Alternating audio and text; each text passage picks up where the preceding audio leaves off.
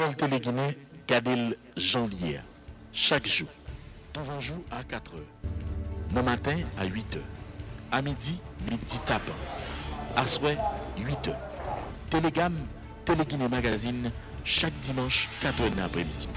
Nouvelle Télé-Guinée, sans commentaire, sans voix monter, Gadel Jean-Lier.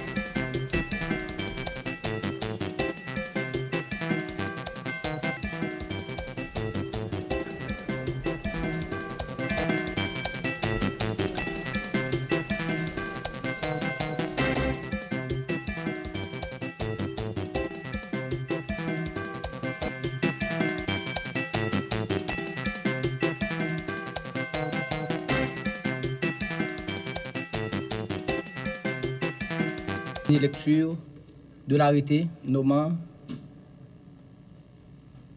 M. Jimmy Albert, directeur du cabinet du Premier ministre.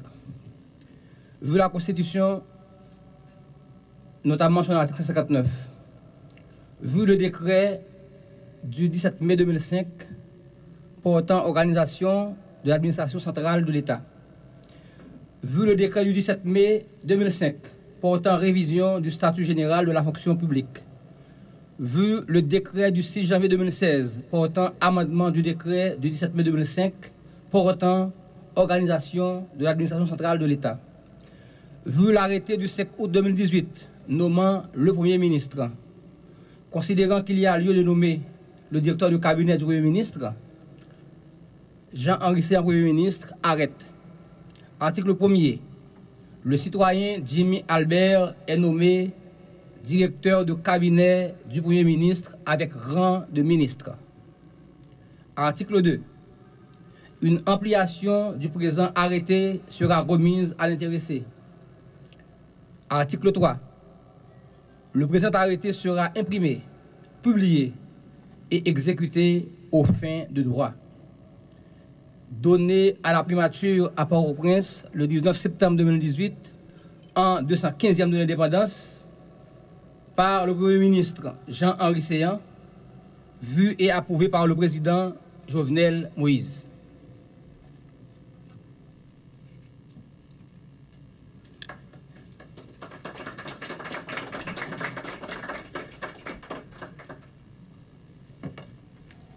Excellence, Monsieur le Premier ministre, Mesdames, Messieurs les ministres, Messieurs les directeurs, les secrétaires d'État, Mesdames et Messieurs les membres du cabinet du Premier ministre, cadre de la primature, distingués invités, membres de la presse, avant de passer la parole au Premier ministre pour ses mots de circonstance, je voudrais brièvement camper le profil du professionnel aguerri qu'est M. Jimmy Albert. La liste du curriculum vitae de M. Albert est trop longue. Je me contenterai de résumer les parties qui, à mon sens, sont les plus pertinentes pour la fonction qu'il va être appelé à jouer à la primature à partir d'aujourd'hui.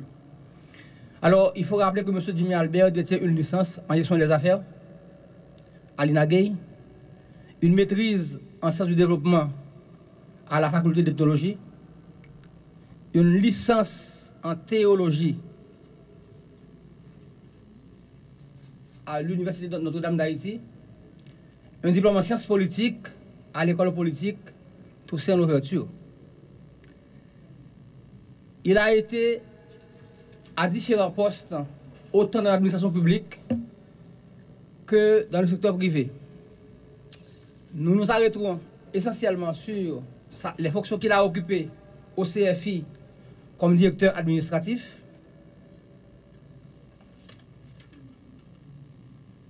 au CHRAD comme vice-président du conseil d'administration. Le CHRAD, c'est le Centre haïtien de recherche en aménagement et en développement. Il a été membre de la commission présidentielle sur les activités culturelles du bicentenaire de l'indépendance d'Haïti, ministre de la Jeunesse, des Sports et de l'Action civique, directeur de cabinet du ministre de l'Éducation nationale et de la formation professionnelle. Monsieur Albert détient donc une assez longue expérience dans des champs très divers, allant, comme vous l'avez entendu, de la gestion à la politique, en passant par la théologie. C'est donc une très bonne prise que le Premier ministre a faite en découvrant M. Albert. Après mon installation la semaine dernière à la primature et l'installation des ministres délégués et des secrétaires d'État, j'ai le plaisir de compléter mon équipe en procédant aujourd'hui à l'installation à la primature de mon directeur de cabinet.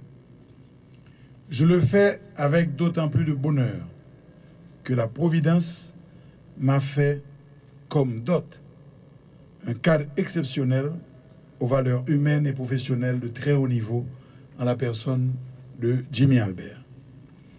Ancien ministre, au passage très remarqué au ministère de la Jeunesse et des Sports et de l'Action civique, sous le gouvernement de Evans Paul, M. Albert cumule une maîtrise confirmée et une connaissance de l'administration publique au plus haut niveau et une très grande expérience du secteur privé.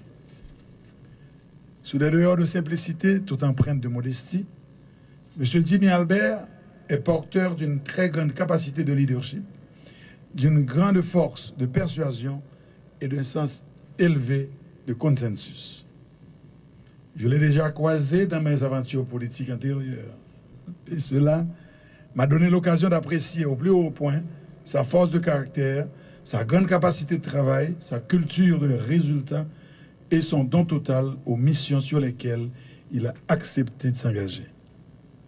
Aussi, ai-je encore fait appel à son expertise et son engagement dès ma nomination comme Premier ministre au cours de ce long pèlerinage. Oui, il a été long le pèlerinage.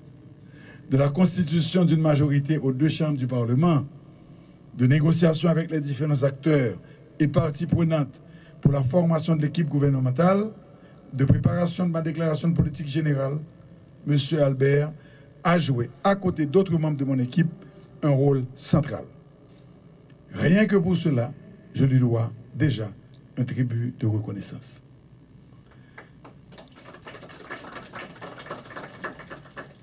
Je ne cache pas que plein de membres de mon équipe auraient légitimement la trempe nécessaire pour être mon directeur de cabinet.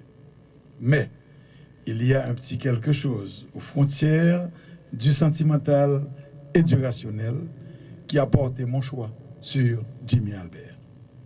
Et ma joie n'est pas des moindres quand, après le temps de mûre réflexion demandée, il m'a finalement confirmé son accord. Mon cher Jimmy, c'est une lourde responsabilité que vous avez accepté d'assumer à mes côtés. La primature, le gouvernement sont des systèmes orientés vers la coordination de la fourniture de services à la population. Il faudra, entre autres tâches, diriger mon cabinet, entretenir des rapports étroits avec le secrétariat général de la primature et mon secrétariat privé, faire le pont avec les services pertinents de la présidence, vous mettre à l'écoute et en support au ministre, être la cour de transmission entre mon cabinet et les parlementaires et les autres acteurs organisés de la société civile. C'est une œuvre titanesque à laquelle je vous convie, mais je le fais en toute confiance, le cœur ouvert, avec la plus grande sérénité, car je vous en sais capable. Je compte sur vos grandes capacités pour m'aider à assurer la gestion de la barque gouvernementale. Vous pouvez aussi compter sur ma disponibilité et ma volonté de vous mettre en parfait état d'accomplir cette noble mission. Nous sommes déjà à jour J-10. Le temps presse. Le devoir nous appelle. Bienvenue et bon travail. Merci.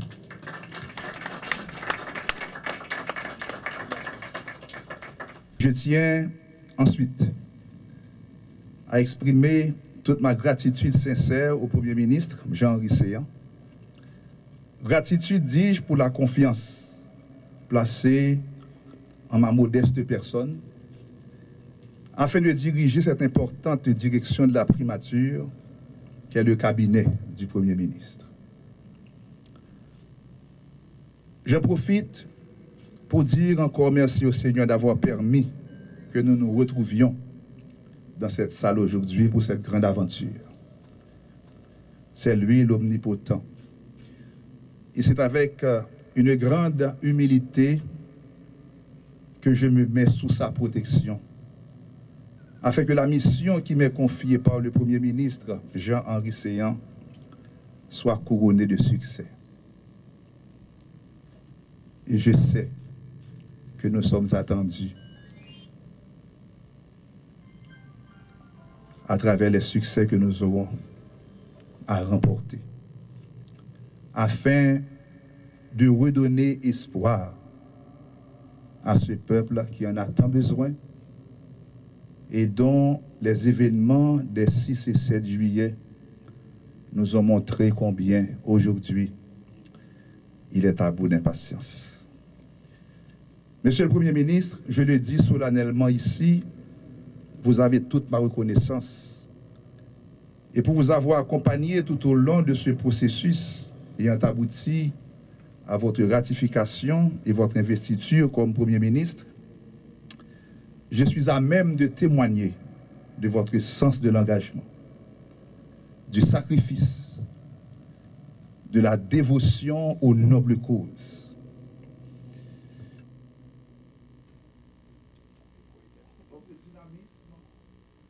Votre courage, votre résilience dans l'adversité, votre patriotisme ne sont plus à démontrer. Vous aviez voulu servir la République pour le bénéfice de tous. L'équipe de chevronnés professionnels et de renom qui compose votre cabinet, ce cabinet que j'aurai l'insigne honneur de diriger, jouit déjà d'une assez bonne presse. Et dans son édition du 24 septembre dernier, le Nouvelliste a écrit, je cite, « Le nouveau Premier ministre envoie un signal positif à partir de son cabinet rapproché. » Et il cite les noms de ceux-là qui aujourd'hui ont accepté de se mettre à vos côtés comme collaborateurs pour vous aider à soulever cette charge si lourde que aujourd'hui représente ce grand défi de redonner espoir aux Haïtiens. Je suis convaincu, Monsieur le Premier ministre, qu'avec cette équipe et les autres professionnels qualifiés et compétents du cabinet et des autres entités techniques et administratives de la primature, nous aurons ensemble fait œuvre qui vaille. Le pays vous en sera reconnaissant et je suis confiant que vos qualités de leader visionnaire sauront vous inspirer les choix qu'il faut. Et dans l'exercice de mes responsabilités de directeur du cabinet, je serai à vos côtés ferme, fidèle et loyal pour vous accompagner dans la mise en œuvre de votre déclaration de politique générale et la conduite de la politique de la nation.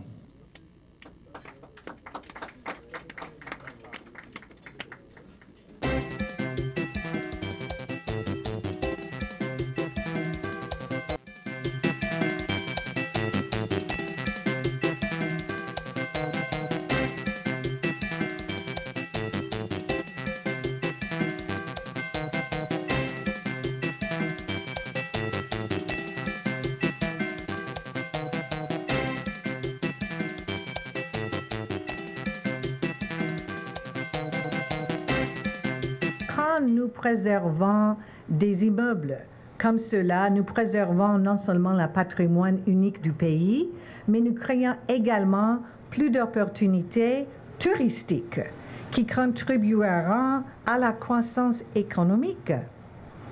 Alors, Monsieur le ministre, les États-Unis sont fiers d'être des partenaires de la Maison Gauthier, des partenaires avec vous tous, dans cette importante initiative pour protéger et promouvoir le patrimoine culturel.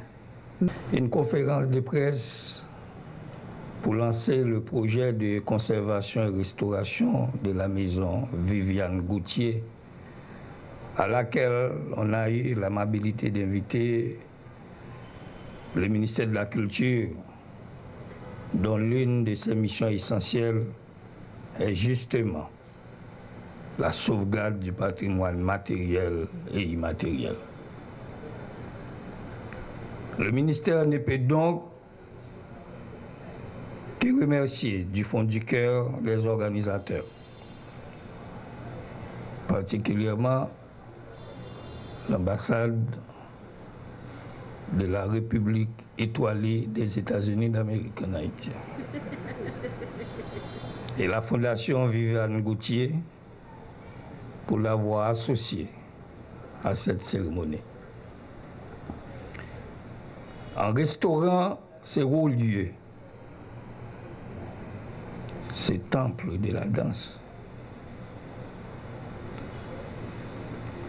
c'est garder vivace dans la mémoire collective l'œuvre de cette grande dame, cette égérie qui a donné sa vie à la danse, car la danse était sa vie. Combien de générations de danseurs et de danseuses n'a-t-elle pas formé? Nombre d'entre eux ont brillé de mille feux sur les rampes des scènes nationales et internationales.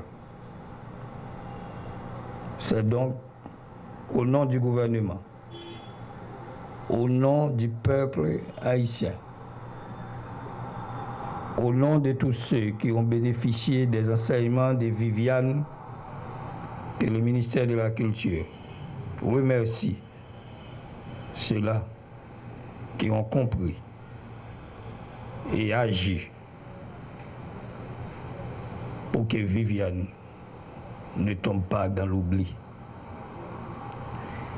Ce geste noble honore sa mémoire. Puissions-nous continuer à œuvrer pour que tous ceux qui, à un titre ou à un autre, ont tenu haut le flambeau de l'art et de la culture soient honorés. Gloire et honneur à Viviane qui a mérité de la patrie. Viviane, elle avait, dès son jeune âge, compris que la danse folklorique représentait l'un des maillons les plus forts de la chaîne qui relie tous les Haïtiens à leur identité nationale, d'où elle a développé cette passion qui lui a permis de former plusieurs générations de danseurs amateurs et professionnels, mais surtout plusieurs générations d'Haïtiens conscients et fiers de leur culture et de leur identité. La Fondation Viviane Gauthier représente l'aboutissement du rêve de Viviane, un rêve qu'elle a caressé toute sa vie et qu'ont certainement encouragé ses fidèles élèves et amis qu'elle appelait ses filles, comme Wilmine Saint-Pierre, Nicole Lumarc, etc., et tant d'autres, trop nombreuses pour être citées. Et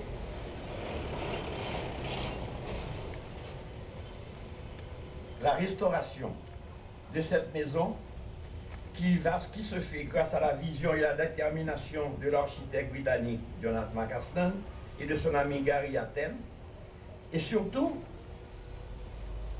la détermination de mon ami Ginette Bossan qui se bat contre vents et marées. va aider à préserver une partie de l'héritage architectural propre à notre pays, mais surtout va permettre l'implantation du premier centre de développement et de préservation de notre culture, folklorique pour les générations à venir d'Haïti, mais aussi apportera sa contribution au patrimoine culturel de l'humanité tout entière.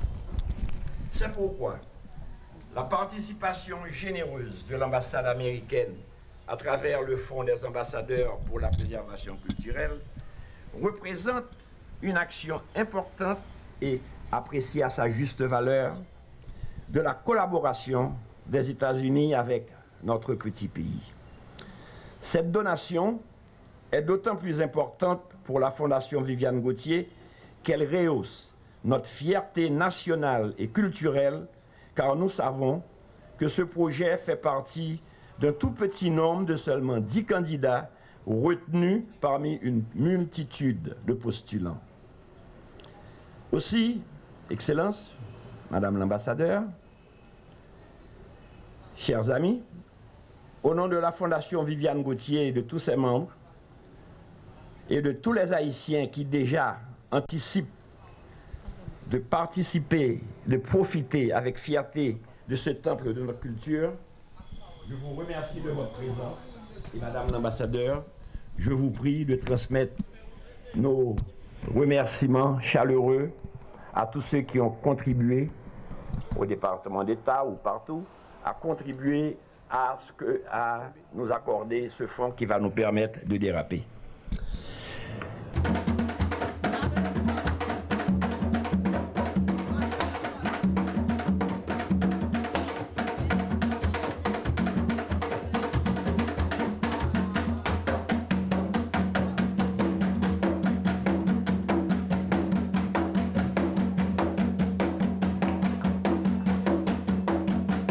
dont a parlé M. Martin, ils ont tous se sont regroupés et nous ont approchés, et comme nous étions dans la formation de la fondation, ainsi ils ont constitué cette équipe pour rechercher les fonds. Certainement, comme a dit M. Martin une fois de plus, c'est un montant substantiel qui nous a été généreusement accordé à partir, je dirais, du choix du projet, comme a dit l'ambassadeur américain, à partir de plusieurs projets soumis à travers le monde. Donc ils ont été deux à être agréés, celui du Brésil et celui d'Haïti. Donc celui d'Haïti, c'est la reconstruction, la consolidation, la préservation de la maison de Madame Gauthier.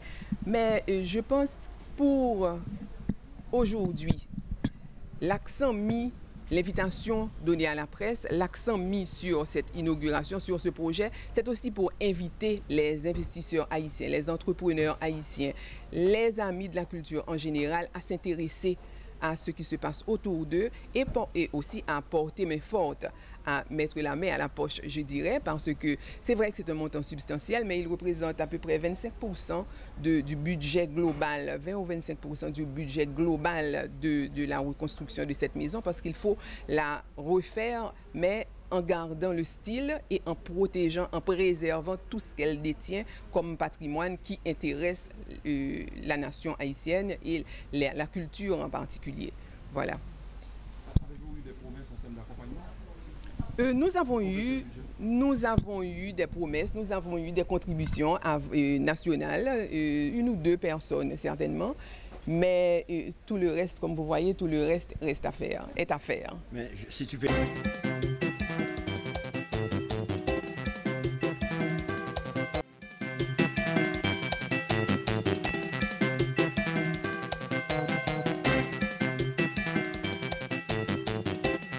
L'accès dont il est question ce matin, c'est essentiellement l'accès à la culture, l'accès à l'information, l'accès au savoir.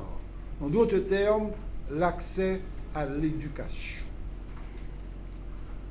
Les jeunes étudiants et élèves déficients visuels de l'Achar qui m'ont précédé, tant par leur témoignage que par le prix d'excellence Ketia Altemani Sorel qu'ils ont pu obtenir cette année constitue, à mes yeux, une illustration vivante de ce qui peut se passer lorsque des personnes, sans aucune distinction, arrivent à avoir accès à la culture, accès à la connaissance, accès aux livres, accès à la lecture.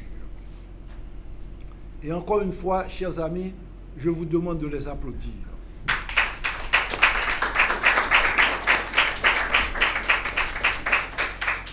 Puisqu'il est question d'éducation ce matin, restons-y encore pendant quelques minutes.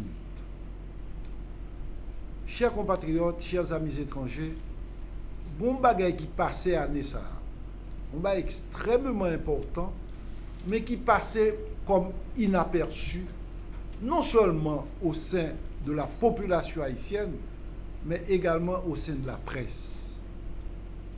Imaginez-vous, le ministre de l'Éducation nationale, M. Cadet, Pierre-Josué Agénor Cadet, il y plaçait rentrée scolaire 2018-2019 là, sous le signe de l'inclusion scolaire. Une école inclusive pour une nation solidaire. C'est ça le thème qu'il a choisi. Et ceci est extrêmement intéressant.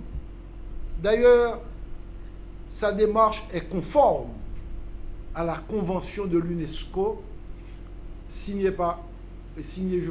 adoptée en 1962 et signée par Haïti en 1982. C'est aussi conforme à la Convention des Nations Unies relative aux droits des personnes handicapées, ratifiée par Haïti en 2009. Nous sommes capables de comprendre. Lorsqu'on personnalité, surtout en personnalité publique, identifie un thème, c'est quelque chose d'extrêmement intéressant et qui voulait dire un pile bagaille. C'est un chef d'État ou bien un chef de gouvernement qui arrivait signer une convention internationale, même si le Parlement pays n'a pas ratifié, c'est déjà un engagement solennel, un engagement moral, éthique vis-à-vis de cette convention ou vis-à-vis de ce traité international. Eh bien, c'est à peu près la même chose que vient de faire. D'abord, le fait que la presse est là, que vous êtes là pour mettre ça sur la table, que ça soit dans les débats nationaux, dans les débats publics avec la société, c'est capital. Comme Dr. Péan dit, l'éducation inclusive demande que les professeurs d'école soient bien formés avec une meilleure compréhension de qu'est-ce que ça veut dire l'inclusion. Quels skills, quels outils didactiques est-ce qu'il faut donner aux professeurs pour qu'ils soient le professeur de tout le monde, tous les élèves, quels que soient les défis physiques ou les handicaps ou quoi que ce soit. Donc ça demande vraiment une bonne compréhension émotionnelle, didactique, technique de la part de le professeur. Ça demande des matériaux adaptés. J'ai remarqué que le pays a validé, adopté le 3D sur l'inclusion sous le bicentenaire de la naissance de M. Louis Braille en 2009, qui est une date importante, je crois, que pour nous qui travaillons avec les personnes avec. On est là aussi pour marquer la fin d'un projet, mais vraiment, ce n'est pas une fin de projet, c'est une étape dans une longue histoire avec le travail important de la Charte, avec un soutien, un partenariat qui a duré 3 ans avec USAID et Charte pour renforcer la capacité institutionnelle de cette organisation, surtout, comme il a mentionné, pour produire eux-mêmes les matériaux adaptés, produire les livres en braille, en audio, en différents formats qui soient accessibles à tout le monde, tous les élèves. nous, c'était un partenariat pour lequel on est très fiers à USAID.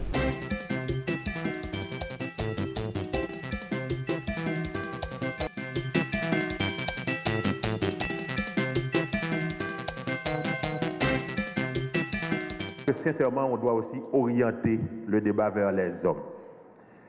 Et en ma qualité d'obstétricien gynécologue, j'ai consacré pratiquement toute ma vieille carrière à la défense du droit des femmes, à l'amélioration de la santé reproductive, la santé sexuelle et génétique. Donc, j'aurais peut-être beaucoup plus d'anecdotes à vous raconter si je devais prendre toutes mes 30 minutes. Mais je vais vous dire une chose, et ça va être la dernière. Il y a une question dans la salle qui a parlé de célébration de journée, est-ce qu'on ne fait que ça, célébrer, etc. En effet, ça doit nous interpeller, parce que tout au cours de l'année, il y a une journée pour tout. Et aujourd'hui, c'est la journée mondiale de la contraception. Toute femme, chaque contraception, c'est un droit, toute femme doit avoir accès à lui. Et ça fait longtemps qu'on l'a admis. Mais ça fait aussi longtemps qu'on observe que nos chiffres, ils ne sont pas ce que nous voudrions qu'ils soient. À regarder les indicateurs de suivi qui ont été présentés, on peut dire qu'on a fait du travail. On est passé quand même de 18 à 34%, c'est-à-dire qu'il y a eu du travail qui a été fait. Oui, nous avons fait du travail, mais oui aussi, il nous reste encore beaucoup de travail à faire. Et c'est ça aussi le responsable. Il ne doit pas voir le verre, évidemment, à demi vide tout le temps, puisque c'est décourageant, mais il faut voir le verre à demi plein, avec l'objectif de le remplir de plus en plus. Donc, et pour finir cette fois-ci pour de bon, je vais paraphraser quelqu'un qui aime dire dans ses prises de parole qu'on ne peut pas réinventer la roue. Il nous faut seulement et simplement améliorer l'existant pour améliorer l'existence. Si nous pouvons continuer ce qui se fait bien, innover et ajouter d'autres choses parmi ce qu'on pense qui devrait être fait, qui n'a pas été fait, on pourrait évidemment arriver à cette augmentation de la couverture contraceptive qui sera synonyme aussi de développement durable pour notre pays. Parce qu'on l'a dit, tout le monde l'a dit, une femme qui a 5-6 enfants à occuper, ça lui laisse moins de temps pour ses activités quotidiennes, ça lui laisse moins de temps pour le marché, le petit commerce, faire étudier ses enfants, etc., etc. Et donc, ça lui laisse moins de temps pour participer à l'économie nationale. Nous devons faire un choix. Ça fait longtemps que nous l'avons fait. Nous devons respecter notre choix, celui de mettre la contraception disponible à tous. Je dis bien à tous, je n'ai pas dit à toutes les femmes. Merci de votre attention.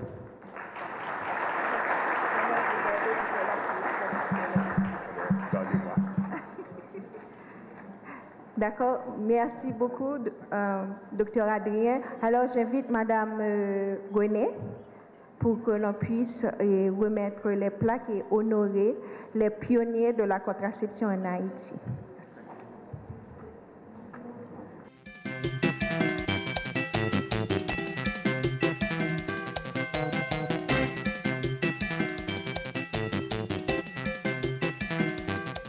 Aujourd'hui, on a commémoré la Journée mondiale contraception. C'est une journée que le système des Nations Unies définit pour dédier à la contraception, puisque la contraception vient en thématique, une thématique de gouvernance, les gouvernances économiques, les gouvernances politiques, les gouvernances sanitaires. Donc aujourd'hui, nous réunissons là avec tout partenaire qui travaille sur cette thématique-là pour nous d'abord faire un petit historique de l'histoire de la contraception en Haïti. Et côté nous sortis, côté nous y est et côté nous voulons arriver avec la contraception. Juste Justement, tout à l'heure, on a parlé de quelques progrès réalisés dans la question de la contraception en Haïti. Et bon, c'est clair que Jean nous suivre dans la présentation, c'est-à-dire si nous prenons en termes de ça, on va utiliser top terme technique, mais en termes d'indice synthétique de fécondité, c'est-à-dire en moyenne qui quantité petite aux femmes qui fait dans vie reproductive, son bagage que en Haïti nous t'es sorti dans 4.85, Kounia nous arrive à 3, c'est que l'organe de l'en chiffre net ou cas elle pas représenter rien, mais elle représente en pile en termes d'effort, c'est-à-dire aujourd'hui en moyenne une femme haïtienne fait 3 petites dans la vie reproductive. Naturellement, je dis en moyenne, il y a un qui fait 6, mais il y a un qui fait 1, tout qui fait 2. Nous dit que ça nous les prévalences et méthodes contraceptives, c'est-à-dire taux d'utilisation méthodes contraceptives, nous sortis de 15% dans les années 95, je dis à nous à 34, mais à 34 là c'est nous qui plus bas dans la zone. Et l'objectif du ministère de la Santé publique, c'est que nous arrivions à 60-70 tant que l'autre pays. Donc oui, il y a un progrès, mais oui, il y a un pile travail qui vous fait toujours. Et défi, c'est que nous remarquons, si nous tous connaissons comme nous, ces journalistes qui travaillent dans le secteur, et que en termes de connaissances, enquêtes ont montré que 100% de monde qui ont enquêté connaît l'existence de planification familiale, il y a quand même cité 2 ou 3 méthodes de planification familiale. Et dans l'autre bout là, nous jouons à peu près 38% de femmes qui disent que yo ta voulu faire planning mais yo pas fait. Donc tout défi c'est comment on a fait lien entre le fait que mon bon, on dit informé et le parle première méthode là. Donc il faut nous définir pour qui ça. Est-ce que c'est Axel bagarre méthode là ou bien est-ce que l'autre facteur qui bloque et je dis c'est sur ça nous avons discuté. Il y a des femmes qui carrément développent une intolérance à la planning vu environ les varices. Il y a un monde qui a besoin de faire planning mais qui trouve dans une situation comme ça qui méthode utiliser. Alors c'est là encore on a gommé sur information parce que planning c'est quand même plus de 6-7 méthodes différentes qu'on a. Ça veut dire là oui, il arrive à un oui, c'est si mon n'a varice, c'est une condition pour que il pas capable pilule par exemple, il pas capable injectable par exemple, mais il y a l'autre méthode qu'il a utilisé, que stérilet que il a utilisé, donc il y a condom qu'il a utilisé. Donc et dès qu'on parle de contraception avec produits chimiques, et bon, il y a une chance pour une intolérance qu'à une ou l'autre, mais l'idée c'est que faut un prestataire de service qui a expliqué ou pas capable ça, mais soit capable. C'est un jour côté que le monde a commémoré contraception. Donc, habituellement en Haïti, c'est une journée qui passe presque inaperçue. Donc, en partenariat avec MSPP, au MAS a décidé de journée ça une plus grande ampleur côté que nous présentons ensemble de conférences débats sur histoire contraception, réalisation qui fait, défis qui étaient. Mais nous voulons surtout mettre en face sur le mouvement que nous avons, mouvement Jam. Mouvement Jam, c'est un mouvement qui permet à ce que jeunes nous aient accès à bonnes informations sur contraception, qui encourage le leadership féminin, qui aide les mesdames à mettre tête dans la question fétimone. Qui est-ce qui est dans le mouvement Jam? Expliquez-nous. J'aimerais dire que le mouvement Jam repose sur l'autonomisation des filles et des jeunes femmes dans la question fétimone. Nous connaissons que très souvent en Haïti, 3 jeunes filles qui abandonnent l'école ou bien abandonnent les rêves, c'est parce qu'ils sont enceintes dans de mauvaises conditions. 3 jeunes filles qui en Haïti enceintes, c'est un accident qui est lié. Le projet PANOUAN permet à ce que mesdames soient capables de venir contrôle dans quel moment vous voulez faire Timoun, dans quelles conditions vous voulez faire Timoun et combien de Timoun vous voulez gagner. Nous mettons disponible un ensemble de services. Par exemple, nous travaillons avec un réseau de cliniques. Nous avons des jeunes qui ont fait un travail de communication dans la communauté. Donc en gros, c'est ça le mouvement Jamna. La touche combien? Nous avons dit que par rapport à retombées qui gagnent, par rapport à la quantité de jeunes qui déjà gagnent accès à non seulement contraception, par rapport à la quantité de jeunes qui gagnent accès à information, bonne information, je voulais préciser, sous contraception, nous sommes capables de considérer ça comme une mesure de succès, dans la mesure où chaque jeune qui gagne possibilité, jeune information que nous avons, vient développer en conscience sous propre tête, importance de la vie. Faire un petit monde selon conception, nous pas doué un accident ni un hasard. Faire un petit monde ta doué une décision dans un projet de vie pour chaque jeune. le fait que OMAS capable de contribuer à réduire la quantité de jeunes qui sont enceintes par accident, nous sommes capables de dire que ça c'est déjà un début de succès.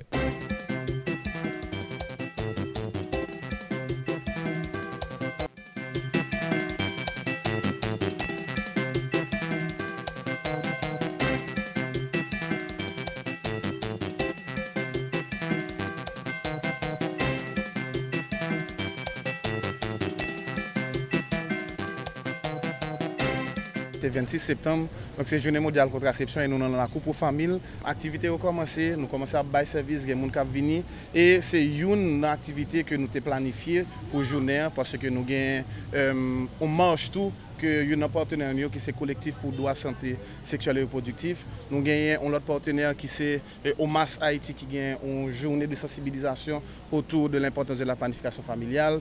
Nous gagnons plusieurs autres activités pendant la semaine en Cap déroulé, mais jeudi là, nous dans la coupe pour famille côté que moun yo gentiment a venir puis venir prendre service PF, puis venir prendre information, pour venir prendre sensibilisation et pour journée à bien avancer là. Service PF, c'est ça?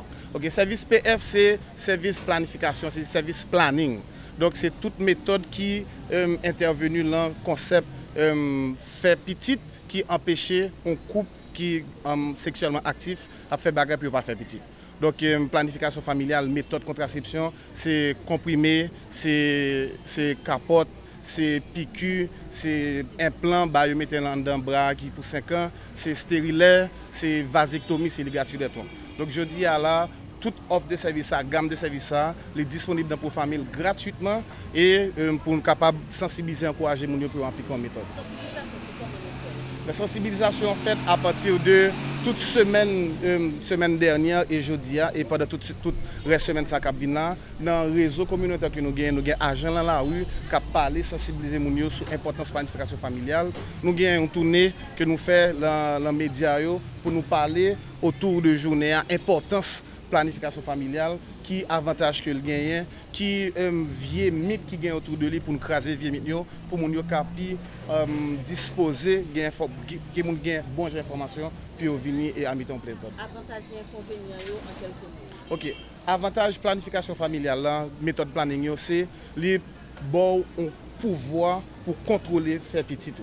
Ça veut dire que alors les bon pouvoir contrôler faire petit tout. Et des avantages là c'est information, manque d'information autour de méthode ça. Des avantages planning c'est peur pour pas peur parce que de pour pas peur on connaît on besoin de bonne information on adopter une méthode.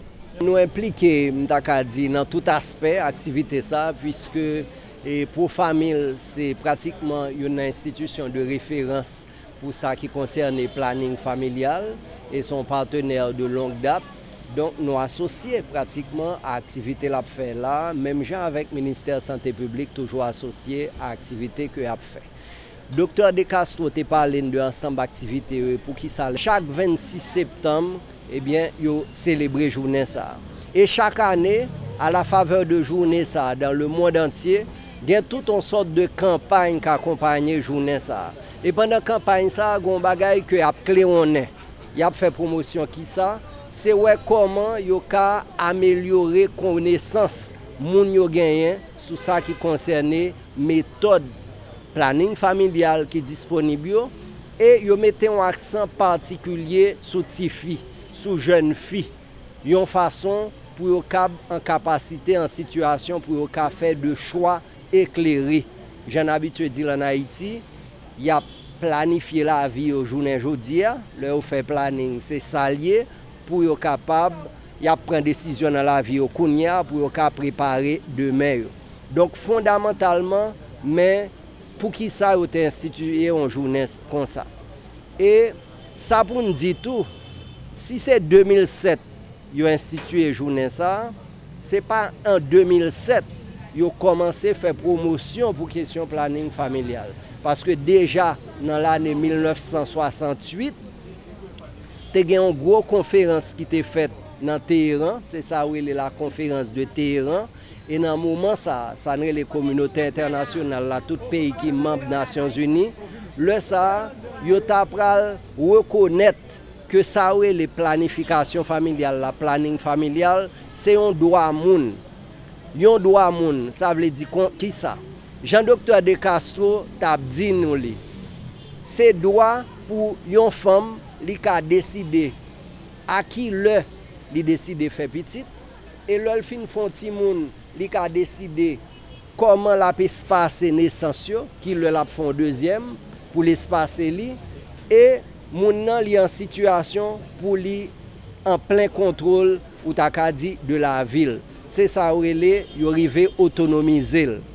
Et planification familiale li gon rapport tout ak ou ta ka dit croissance économique, développement dans le pays.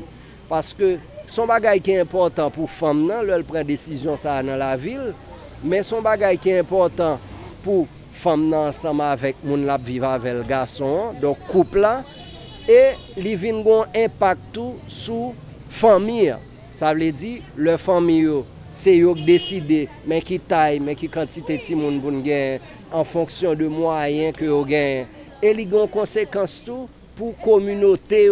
Ça veut dire si information a joindre moun yo rive autonomiser, yo prend contrôle la vie, ça arrive fait dans la communauté et aller si nous voulons extrapoler, c'est pour toute société, pour tout pays.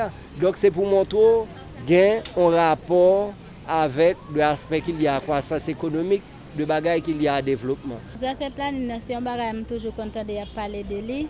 Et pour bien dire moi-même c'est un bagage moi t'ai peur. D'après j'étais toujours content de moun yo parler de lui. Mais à part de information que je prends sur planning, je devine tout ça me pensé de lui, c'est pas vrai, ou bien tout ça me croire que il est capable de faire et pas vrai, grand puis les faire te qu'on dit il est capable de faire et puis me devine est pas vrai.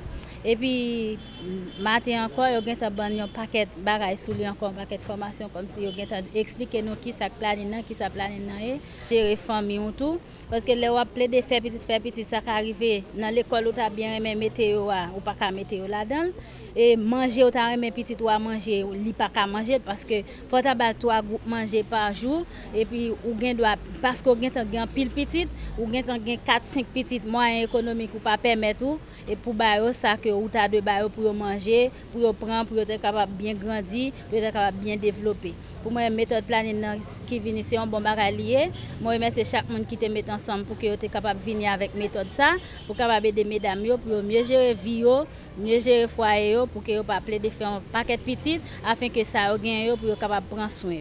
Et où méthode vous fait? Qui méthode nous fait? PQ 3 mois. Combien de temps vous 2. Pas gain effet secondaire. Sauf problème général c'est parce que m'pa ouais alors m'pa régler souvent par contre pour depuis peut-être non 1 an alors pas longtemps me fait long dans 1 an et m'pa gain règle facile depuis l'MT fin pour l'MT gain règle pendant 2 fois après ça m'pa jamais gain encore yo dit c'est pas grave alors m'était allé déjà ni côté m'était prendre l'MT fait ça m'était poser question yo te dit c'est pas grave et puis m'était vinn en formation pour ça yo te dit c'est pas grave m'vinn là comme poser question yo dit c'est pas grave alors m'attend pour un conseil pour mesdames yo combien. Bon, conseil pour mesdames c'est que moi conseil yo pas besoin négliger méthode là qui c'est planning, pas négliger parce que c'est un bagage qui utile, li empêche faire ti moun yo pile sous pile et puis tout li permet tout mieux gérer vie, protéger avenir comme si parce que si ou pas protéger depuis kounya ou pas prendre planning pour gérer faire petit, ou plaider faire petit yo gen moun k'ap faire petit yo une sous l'autre, même penser si ou fait planning nan, la pédo capable mieux gérer ça, ou capable pas plaider enceinte une sous l'autre, faire ti moun yo une sous l'autre.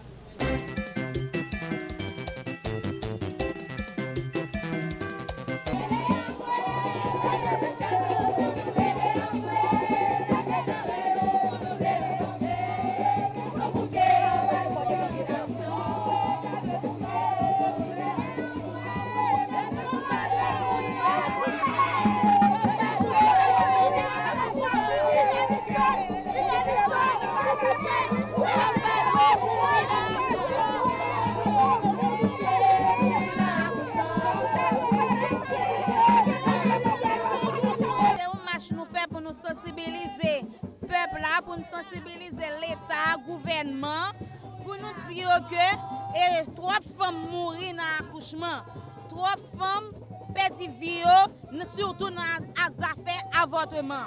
C'est pour ça que nous faisons massage aujourd'hui.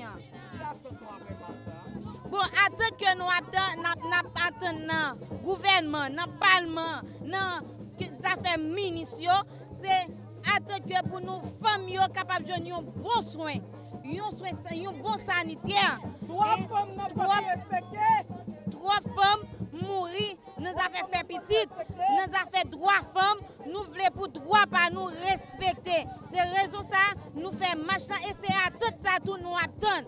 Pour yo dit que Piga nous fait avortement, tandis que avortement fait en cachette. Moun yo a mouri, nous a fait avortement. Ministère de la Santé publique qui a un taux là-bas. Est-ce qu'ils font une analyse de tout ça là vraiment? Et puis le monde qui a fait avortement en cachette, qui ça fait pour eux même? Donc nous voyons message ça pour eux capable de pénaliser avortement ça.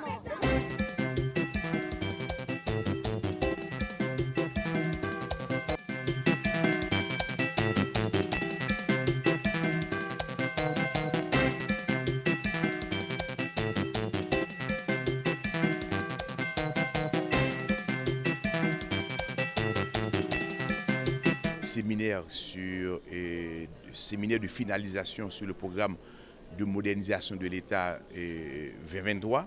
Pour que son branle-bas, il y a pile de monde qui mobilisé, notamment les directeurs généraux, les directeurs des ressources humaines et les grands commis et les hauts cadres de l'administration publique.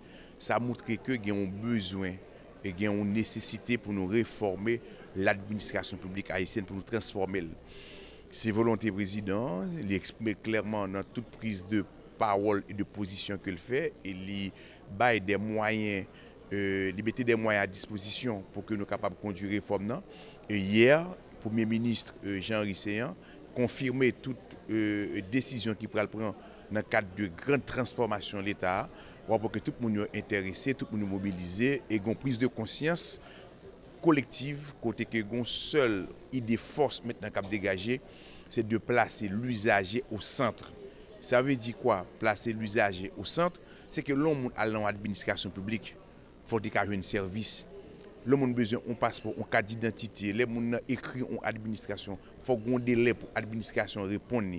Parce que l'usager, c'est lui qui est contribuable, c'est lui qui est propriétaire véritablement. Et ça fait que qu'on a parlé de usager propriétaire. Donc ça veut dire qu'il y a un engagement qui prend, une charte d'engagement, une responsabilité qui prend de la part de tout fonctionnaire, de tout l'État pour que vous placez l'usager au centre, c'est-à-dire pour nous capable de fournir des services de meilleure qualité aux citoyens.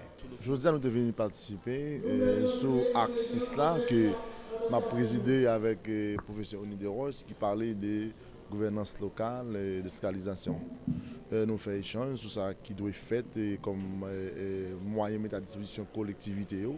Moi, je pense que c'est un événement assez important puisque je dis à l'État, nous sommes comme l'île dans la rue et un choix que l'Haïtien a fait, c'était assurer la gouvernance pays par la décentralisation. Il était toujours une république unitaire mais décentralisée.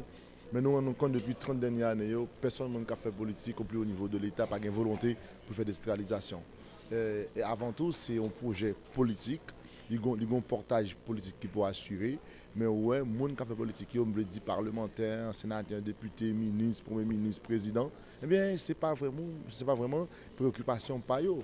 Donc, nous-mêmes, collectivités, vous collectivités, on me dit maire, case délégué de ville, nous préoccupés par ça et nous tenons à ce que la décentralisation vienne effective et que mairie, section rurale, jeunes moyens pour faire service. Je ne dis pas qu'on politique nationale de décentralisation, nous demandons pour un document, nous demandons pour l'inspection générale des finances locales, nous demandons que gagner fonction publique territoriale là qui vote, qui est instituée pour donner des garanties à personnel local. Parce que les gens qui font 20 à travailler dans la mairie, 25 à travailler dans la mairie, eh bien là, il n'y a pas un droit à l'assurance, il n'y a pas un droit à la retraite.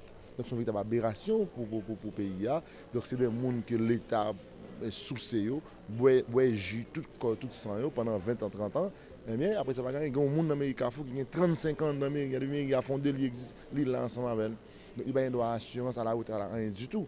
Donc, il faut que la fonction publique territoriale, c'est peut-être une recommandation phare nous fait que l'OMRH a accepté, qui a un consensus jeudi à la décentralisation. Et moi, je pense que c'est une très belle expérience. Et encore une fois, chapeau à coordonnateur et Dr Pierre-Louis qui a développé un leadership assez éclairé sur l'institution qui permet que l'État est bien mieux servir la population. Il y a une innovation très importante qui est faite dans le programme ça. c'est qu'ils ont invité des membres de la société civile à faire partie du comité d'élaboration.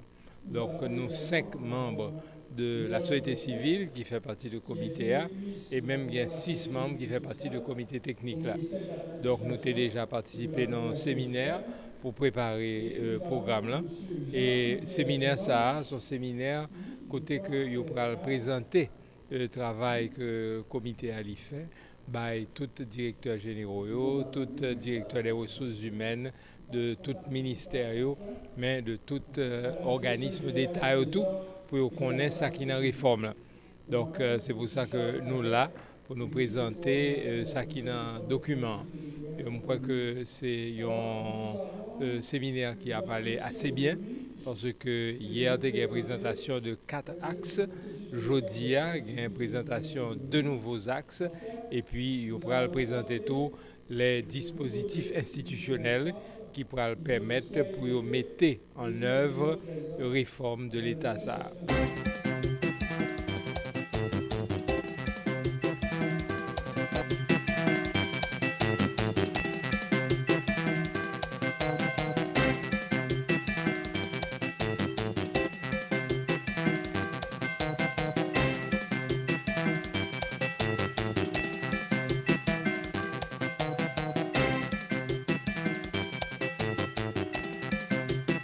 RDNP a toujours été un parti qui gagnait à la fois là-dedans les élites et les masses. Ou capable de garder un emblème RDNP, ou après il gagne plume là-dedans. C'est pour les gens qui a réfléchi à tête. Ou après il gagne rameau d'olivier qui barre fusil. Fusil, nous besoin comme nationalistes pour nous défendre l'intégrité du territoire pays nous, mais nous toujours prioriser le dialogue et la paix. C'est ça que fait nous gagner rameau d'olivier qui devant fusil. Ou après il gagne là-dedans Goïne. Goïne c'est pour ouvrier classe moyenne qui est capable ouvrier qui dans masse pour même tout yo fait partie de RDNP. Et on regarde en dedans, on voit les gagnants Wou, qui c'est symbole paysan qui a travaillé la terre. Ceci pour dire que RDNP a toujours été, depuis notre conception, une partie de l'élite et de masse. Et nous-mêmes, nous travaillons pour nous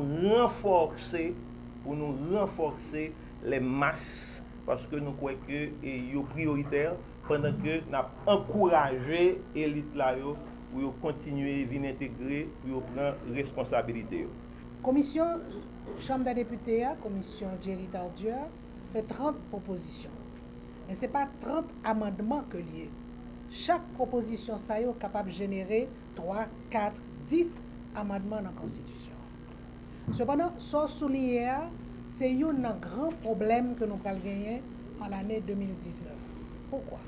Parce que chaque constitution que nous gagnons, 22 que nous gagnons, il dit comment pour amender, qui l'heure pour commencer, qui itinéraire pour faire.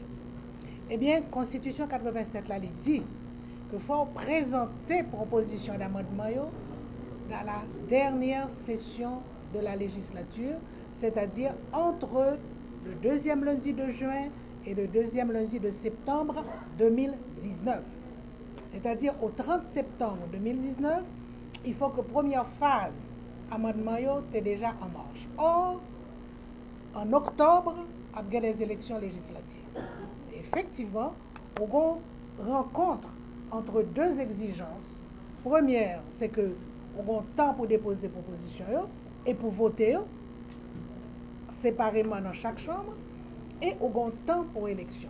Ça, effectivement, c'est un grand dilemme et je ne sais pas comment les gens qui dans le gouvernement à ce moment-là, comment l'a fait. Parce que l'élection, il y a parlé de ça. Conseil électoral, 21e conseil électoral provisoire, Jean l'a parlé, il a préparé projet de loi pour prochaine élection. L'a marché.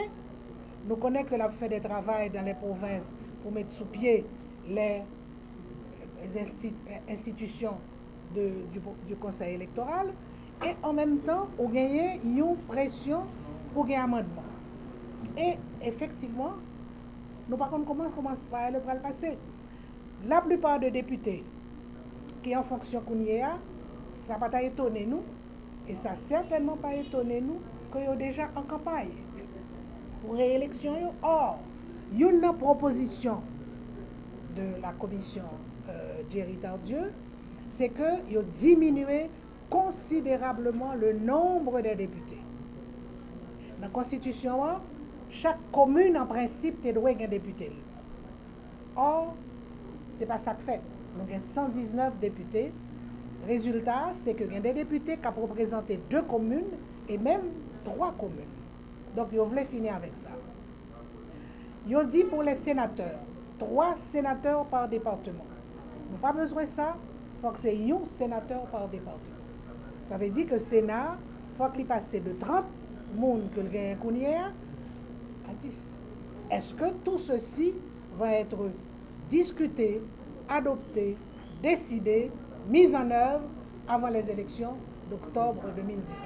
Donc, année 2019, là, il y a un paquet de bagailles qui sont sous lit et il faut que toute bagaille ça soit emboîté. Or, malheureusement, ils ne sont pas capables d'emboîter. Et moi, je vois mal comment un député qui a fait campagne pour le réélu, pour le voter en même temps, une résolution qui diminuait les députés de tel côté, et il connaît que tel côté ça, les non arrondissement. Donc, son bagage pour nous ouais, avec un pile attention, et surtout, tant que le secrétaire général l'a dit, l'habitude du RDNP, il faut que nous ayons avec beaucoup de sérieux.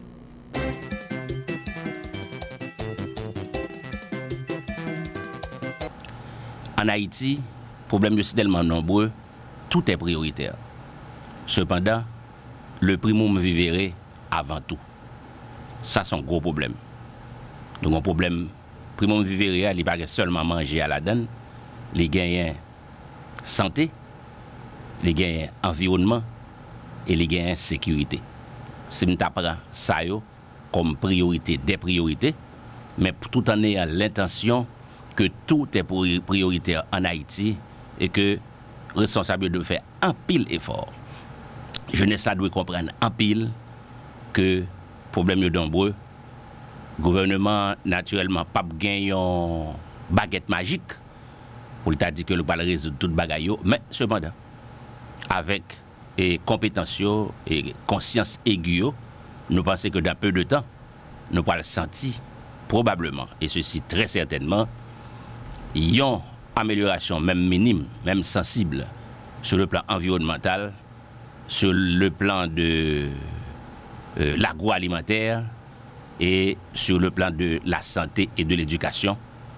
Nous pensons que là, il faut que agir avec un pile prudence, rapidité et compétence. Parce que pays, ça son pays, nous fait environ 200 000 personnes chaque année. Ça fait chaque 5 ans environ 1 million de personnes. Pas vrai? Nous avons environ 12 millions d'âmes pour nous nourrir. Et ça fait un gros cachet. Donc, et sur le plan de la sécurité nationale. Chiffre, combien de millions de personnes qui ont rejoint dans l'IHSI, ou du moins dans l'EMUS? Non, les prouver, ou dans l'IHSI, on a besoin environ 200 000 personnes par année. Chaque 5 ans, presque 1 million. Et responsable de pile pour faire sur le plan éducation, santé, nutrition et suivi lorsque Timoun a grandi. Et nous déjà environ plus de 12 millions. Donc ça fait un gros paquet pour un gouvernement qui gagne seulement un budget de environ à peu près quelques poilièmes sur 2 milliards de dollars. Donc un pile bagaille qui pour fait. Et c'est ça que fait dans une situation de ce genre.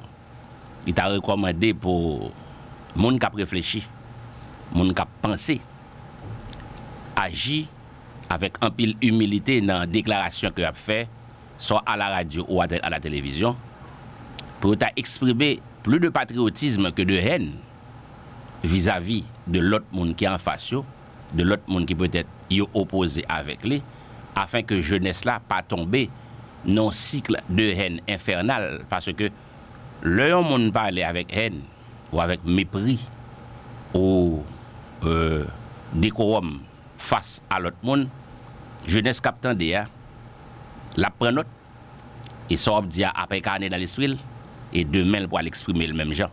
C'est-à-dire nous, parce que c'est ça que fait nous-mêmes en tant que citoyens engagés, nous toujours bailler tête nous comme priorité, accentuer sous formation civique, de sorte que nous sommes capables d'essayer de sauver le peu que nous sommes capables de sauver dans la jeunesse, nous, surtout jeunesse universitaire là, qui gagne pour le remplacer le monde qui a dirigé là, très peu. Donc, nous toujours demandons bémol dans l'engagement, surtout les opposants, parce que là, nous-mêmes, nous sommes plus jeunes. On sait de leaders qui ont façonné l'esprit, nous, les façonné le caractère, nous. Donc, il y en a de même. On a qui ont 10, 15, 20 ans, 25 ans, là. On sait de qui ont audience à la radio, à la télévision, leur parler. Et que souvent, ça a parlé, c'est la haine, c'est le mépris, ou c'est le mensonge qu'il a exprimé. Et bien, on a formé une jeunesse tout, qui a une haine dans le cœur, qui a toujours dans crasé brisé, qui n'a jamais une idée de construction, mais on a une idée stupide de craser, de briser, comme si le pays n'est rien du tout, et que tout doit subir le chaos, et de ce chaos qui sur...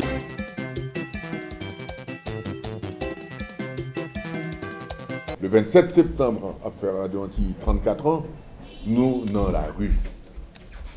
Et nous voulons d'une façon succincte et brève, parce que son histoire n'a raconté tout le temps dans la radio et comme ça.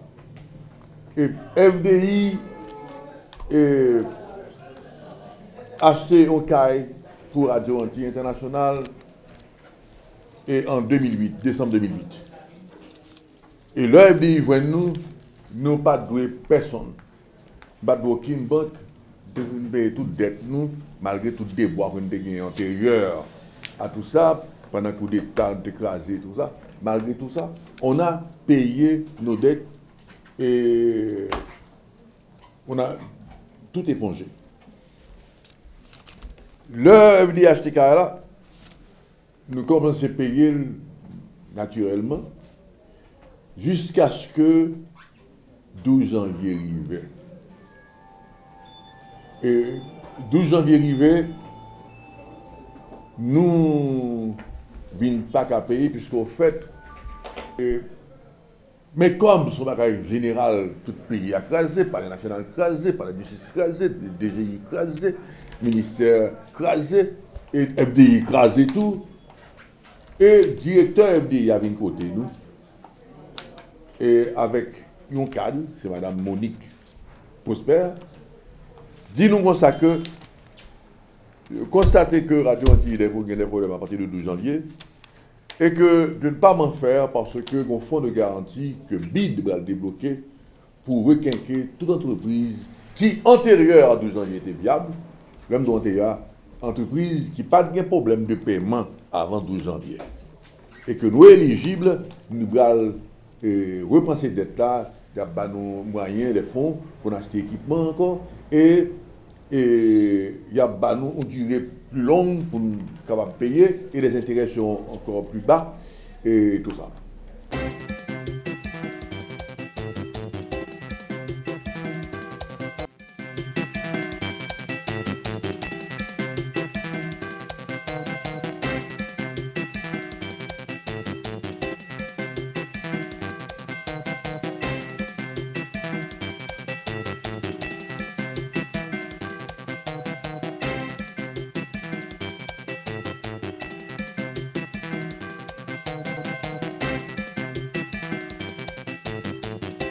C'est une activité côté que nous avons des gens défavorisés des kits scolaires parce que nous connaissons que qui problème qui gagne le petit monde venir à l'école malheureusement il pas gagné plume il pas gagné crayon il pas gagné boîte de géométrie pour le servir le salaire retardé plus pendant la journée pour le travail que il était avancé alors mais de ma c'est ça c'est n'a peu vrai dans un contexte éducation surtout pour les enfants qui sont vraiment défavorisés Et c'est ça que fait aujourd'hui, nous venons avec des kits, nous baillons des sacs, nous baillons des instruments de géométrie, des cahiers, justement pour nous contraindre les gens qui n'ont pas gagné instrument ou bien ouvrage pour y servir.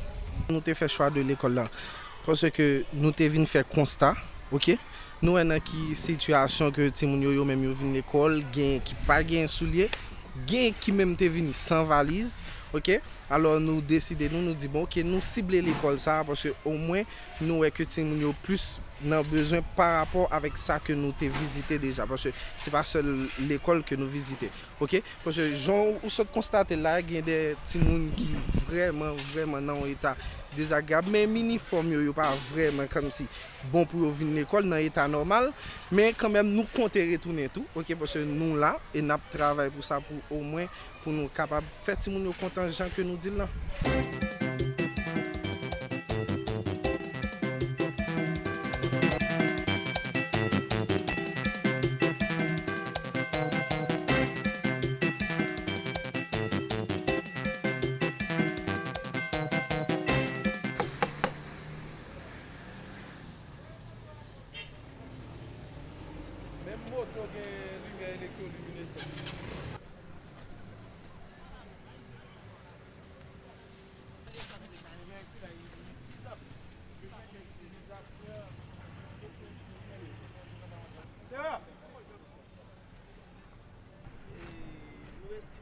Ça n'a fait là 1000 population après 1000 parce que lumière ça cause un pile accident parce que moun yo pas ouais comme ça depuis chauffeur en face ou à passer il trouble les yeux vision vient réduit la loi circulation interdit moun cap circuler à mode lumière ça.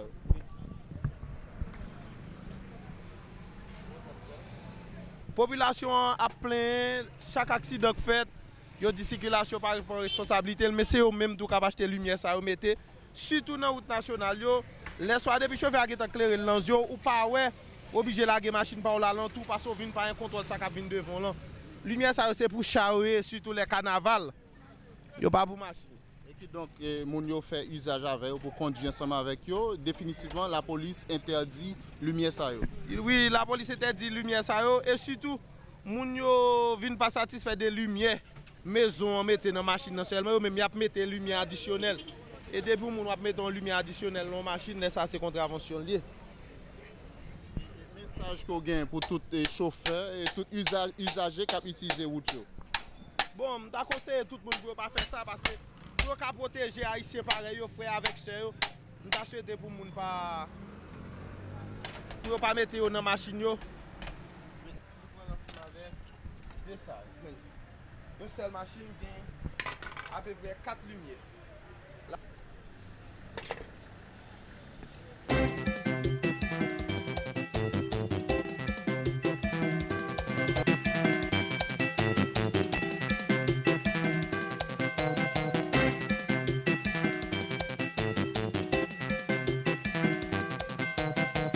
Pour ça, nous ne pouvons pas côté nous qu'on allait. C'est le côté DG mon chéri. Nous avons seul monde pouvoir. Depuis 19 mois, c'est seul mon chéri qui recevoir toute militant politique. Nous clair, nous dit que et pour la question de Fedel mon chéri, ce n'est pas l'argent qui mette. Ce n'est pas l'argent qui mette. C'est dans la réalité. Donc, qui veut dire nous dit que mon chéri va faire un pas qui t'a un pas nago. Pour retirer mon chéri, il faut passer sur notre militant politique. Nous faisons clair pour la presse. Fedel Baba un goût de la terre. Ça n'a fait à la terre, nous avons fait. Parce que nous connaissons ça Fedel fort pour nous. Nous connaissons ça Fedel fort pour nous. Nous connaissons ça Fedel clair pour nous. Nous connaissons le travail l'amour Fedel a fait. Si je le dis, il veut retirer Fedel, il a démonté nous tous.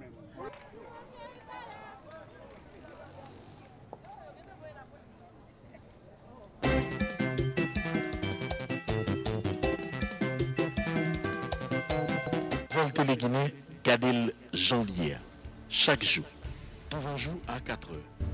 Le matin à 8h. À midi, midi tapant. À soir, 8h. Télégamme, Téléguinée Magazine, chaque dimanche, 4h de l'après-midi. Nouvelle Télé Guinée, sans commentaire, sans voix monter, gardez le janvier.